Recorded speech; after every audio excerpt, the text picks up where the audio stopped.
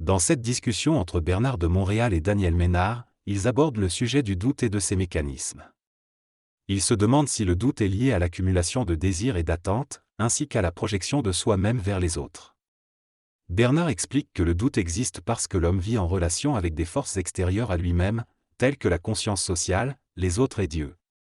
Cependant, ces forces extérieures ne peuvent pas apporter de réponse satisfaisante car elles ne correspondent pas à la réalité de l'homme. En traitant avec ces forces extérieures, l'homme ne traite qu'avec des fragments d'imagination et des probabilités qui font partie d'un système externe. Cela crée le doute car l'homme ne parvient pas à saisir le centre de ses propres forces. Pour éliminer le doute et trouver une assise de pouvoir et de créativité, il est essentiel que l'homme se centre sur lui-même. Bernard précise que se centrer sur soi ne signifie pas être égoïste, mais plutôt être intelligent et conscient de sa propre existence. Cela permet de créer des relations plus authentiques avec les autres et de mieux vivre l'évolution personnelle. En conclusion, il est nécessaire que l'homme prenne conscience de sa centricité pour éliminer les forces qui alimentent le doute. Le doute est une mesure de l'impuissance de l'homme face aux forces extérieures qui créent des incertitudes. Une personne centrée sur elle-même prend des décisions basées sur ses besoins et échange avec l'extérieur. Elle reconnaît les limites de sa patience et peut mettre fin à des relations si ces conditions ne sont pas respectées. Beaucoup de relations humaines sont karmiques, mais l'homme ne réalise pas toujours cela faute de conscience. Il est facile de se laisser influencer par les valeurs du système dans lequel on vit. Cependant, l'individualisation de l'homme est inévitable et nécessite de reconnaître le statut des liens karmiques avec les autres. Cela demande de devenir suffisamment intelligent pour éviter que nos émotions ne brisent ces liens essentiels. L'incapacité de l'homme à réaliser ces liens karmiques est une faiblesse répandue chez les individus. Dans cette discussion, l'orateur explique que l'homme doit prendre conscience de son individualité et de l'importance de vivre pleinement sa propre vie. Il mentionne que l'homme se nuit souvent à lui-même et doit apprendre à vivre de manière plus consciente et intelligente. Il affirme que l'émotion fait partie de la dimension animale de l'homme mais qu'il est important de ne pas être constamment vampirisé par elle. L'orateur soutient que l'homme doit évoluer vers une conscience plus grande et comprendre les mystères du mental et de la conscience mentale. Il décrit également le concept d'être centrique, c'est-à-dire de vivre de sa propre lumière et d'être conscient de sa propre intelligence. L'orateur souligne que ce processus d'évolution de la conscience est progressif et nécessite la prise en main de soi-même. L'intelligence et la psychologie sont liées dans l'état émotionnel de l'homme et sa santé physique. Les valeurs humaines ont radicalement changé ces dernières années, permettant à l'homme d'évoluer rapidement. Cependant, l'inconscience humaine est profonde et ne peut être résolue en fumant du pot ou en faisant du rock and roll. La gestion intelligente des pensées est essentielle, mais personne ne peut le faire à notre place. Nous devons comprendre par nous-mêmes les paramètres des valeurs réelles et construire dessus. Cela peut être difficile, mais il faut partir du principe que nous sommes intelligents. Si nous pensons que nous ne le sommes pas, nous restons pris dans un imbroglio qui nous empêche de satisfaire notre curiosité naturelle et d'atteindre notre infini. Être en accord avec les autres demande suffisamment d'intelligence pour reconnaître l'intelligence des autres et être en harmonie avec eux. Être en harmonie avec l'intelligence des autres est facile lorsque l'on reconnaît que l'intelligence ne nous appartient pas individuellement mais qu'elle est un mouvement d'énergie qui traverse différents cerveaux. Pour cela, il est nécessaire de faire taire l'ego qui diminue l'intelligence et favorise l'intellect. Reconnaître l'intelligence de l'autre permet d'échanger une énergie avec lui, mais ne signifie pas nécessairement de s'impliquer dans ses actions. La rivalité dans le phénomène de l'intelligence persiste en raison de notre insécurité, de notre attachement à notre ego et de notre valorisation psychologique de notre intellect. Pour reconnaître l'intelligence des autres, il faut d'abord reconnaître la sienne et avoir un centre énergétique pour l'appréhender. Sinon, on réagit continuellement aux autres, sans conscience du phénomène de l'intelligence qui est rapide et subtil. Une personne qui rencontre quelqu'un d'intelligent peut se sentir insécurisée parce qu'elle réagit instinctivement pour se protéger. Cependant, pour établir un lien avec cette personne, il est nécessaire de reconnaître son insécurité et de la respecter dans son intelligence. L'intelligence ne passe pas par l'ego, elle est réfléchie et fait partie du domaine de l'esprit. L'intellect, quant à lui, est lié au plan mental inférieur et est basé sur les mémoires et les connaissances acquises.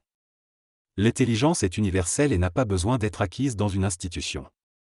Les talents et les compétences se développent grâce à la pratique, à l'expérience et à la persévérance, mais ne sont pas liés à l'intelligence.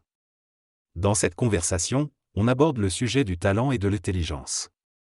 On souligne que le talent n'a pas nécessairement de lien avec l'intelligence. Une personne intelligente peut développer son propre mode d'expression créatif, ce qui serait considéré comme un talent. Cependant, certaines personnes se sentent sans talent et se demandent ce qu'elles peuvent faire de leur vie. L'idée exprimée est que lorsqu'on se met en vibration et qu'on se connecte à sa propre essence, cela peut conduire à la découverte de talents ou de capacités insoupçonnées. L'interlocuteur affirme que les êtres humains sont souvent bloqués par les idées des autres et qu'ils fonctionnent comme des vampires, se nourrissant les uns des autres pour le bien de la société. Cependant, il mentionne qu'il y a une transformation radicale à venir, où les personnes conscientes évolueront vers une nouvelle race qui vivra sur un plan plus mental et universel. Cette transformation ne peut être vécue que sur un seul niveau de conscience à la fois. L'individu conscient vivra à la fois en se connectant à sa mémoire universelle et en respectant celle de la race. Il est également mentionné que les individus conscients développeront des mécanismes et des références psychologiques personnelles, ce qui leur donnera une grande force intérieure. En résumé, il est suggéré que chaque individu a le potentiel d'être intelligent et de développer des talents, mais il faut être aligné avec sa propre vérité intérieure pour les découvrir. Dans cette conversation entre deux personnes, l'une affirme que l'homme est créatif et qu'il se créera de nouveaux modèles d'expression, de nouveaux modes d'impression et de nouveaux moyens de traiter avec son énergie mentale. Il sera également capable de rencontrer d'autres individus et de former avec eux un nouveau noyau d'évolution sociale, basé sur le mental. Cependant, l'autre personne soulève la question de savoir si cette évolution vers l'exclusivité et la sélectivité pourrait conduire à une rupture avec certaines formes et environnements. La réponse est oui, car l'homme, devenant de plus en plus sélectif, se coupera progressivement de ce qui ne correspond plus à sa vibration ou à sa sensibilité. L'exemple donné est celui de ne plus avoir de plaisir à se rendre à Montréal en raison de la vibration différente ressentie là-bas. L'évolution de l'homme le poussera donc à devenir de plus en plus sélectif dans tous les aspects de sa vie, cherchant l'harmonie et la beauté. Concernant les moyens d'être sélectif, il est mentionné que cela ne dépend pas des ressources matérielles, mais plutôt de la conscience de l'individu. Selon le niveau de vibration et de conscience atteint, l'homme deviendra naturellement sélectif, sans être contraint par son ego. Cependant, il est souligné que développer des attitudes sélectives de manière artificielle peut conduire à une dénaturation de l'individu. En conclusion, le niveau de conscience et d'intelligence de l'homme évolue parallèlement à sa capacité à être sélectif, et ces deux aspects sont interdépendants. Dans cette conversation, l'individu BDM affirme que toute la vie d'une personne est entièrement de sa responsabilité et qu'elle est liée à sa conscience à 360 degrés. Il explique que certaines personnes comprennent la conscience, mais ne parviennent pas à appliquer cette compréhension pour changer leur mode de vie. Il affirme que comprendre la conscience est facile, mais le mettre en pratique est une autre histoire. BDM suggère que la conscience peut être développée en étant en contact avec des plans supérieurs, mais que cela nécessite de voir clair à travers les jeux de cette conscience supérieure. Il appelle ces plans les chiens qui nous font baver jusqu'à ce que nous devenions intelligents. La vie est décrite comme un jeu constant, où les personnes doivent être attentives à elles-mêmes et vivre le moins possible en fonction d'idées préconçues. Dans cette discussion, Bernard parle de la notion de mariage et d'amour conscient. Il explique que traditionnellement, les mariages étaient basés sur des mécanismes sociaux tels que la réglementation des alliances et la prévention de la fornication. Cependant, Bernard affirme que ces concepts ne fonctionnent plus aujourd'hui. Il soutient que l'amour conscient est différent de l'amour inconscient, basé sur les émotions. Lorsque l'on est conscient, on ne tombe pas amoureux de la même manière. On se rend compte qu'il manque quelque chose et on ne ressent pas les mêmes émotions intenses que dans l'amour inconscient. Bernard affirme également que l'amour conscient est constant et apporte une stabilité psychologique à long terme. Il explique que le mental et les émotions de l'homme conscient sont changés de manière vibratoire et que cela lui permet de vivre des alliances pour se donner une perpétuité dans le mouvement créatif de 2 à 1. En conclusion, départage sa vision selon laquelle l'amour conscient est une constante dans tous les aspects de la vie, y compris le travail. Il critique également le concept d'amour inconscient, le qualifiant d'esclavage aux différents niveaux de l'expérience humaine. Il explique que les idées véhiculées par le système et la musique influencent notre perception de l'amour, mais que l'amour conscient permet de ne plus être affecté par ces messages. Bernard de Montréal discute de l'impact de la musique sur la société et exprime sa préoccupation quant à la dislocation psychique nationale et mondiale qui se produit de plus en plus. Il mentionne l'exemple de Prince, qui a abandonné sa carrière musicale en raison de l'irréalité de l'industrie. Il souligne l'importance pour les individus d'avoir une individualité forte face aux effets puissants des égrégores sociaux, afin de se protéger de la détérioration psychologique. Il indique que l'homme doit évoluer en respectant ses propres coordonnées et avoir suffisamment de centricité pour ne pas être influencé par son environnement. Il souligne que la société évolue rapidement et que les valeurs d'antan disparaissent progressivement, ce qui nécessite que l'homme prenne le contrôle de sa propre vie et de ses propres pensées.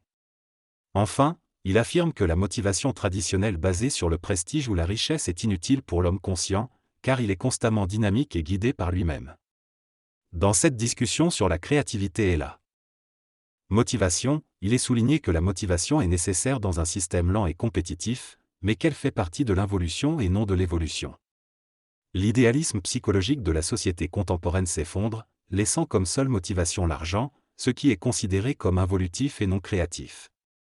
L'homme conscient va ressentir un vide et sera amené à trouver sa propre direction. Cette direction repose sur la capacité à supporter seul ce que l'on est et ce que l'on sait. T a rencontré d'autres personnes qui sont également dans cette démarche. La transmutation de la conscience demande une réorientation complète de l'individu et peut engendrer de grandes souffrances, car il est le seul à pouvoir évaluer ce qu'il sait. Cette transmutation individuelle détermine en partie sa raison de vivre. La conscience de transmutation devient alors la plateforme originale à partir de laquelle l'homme va s'élancer vers son propre plan d'évolution. L'homme conscient va passer de la personnalité à la personne. La personnalité est considérée comme une illusion résultant de la fragmentation inconsciente de l'ego par rapport à la mémoire collective. L'homme nouveau vivra simplement en tant que personne, sans être conditionné par la mémoire de la race. Actuellement, la conscience humaine est totalement fragmentée, limitée à des idées préexistantes appartenant à la mémoire collective. Cela empêche l'homme de penser de manière créative et de connaître les mystères de l'évolution et de la création.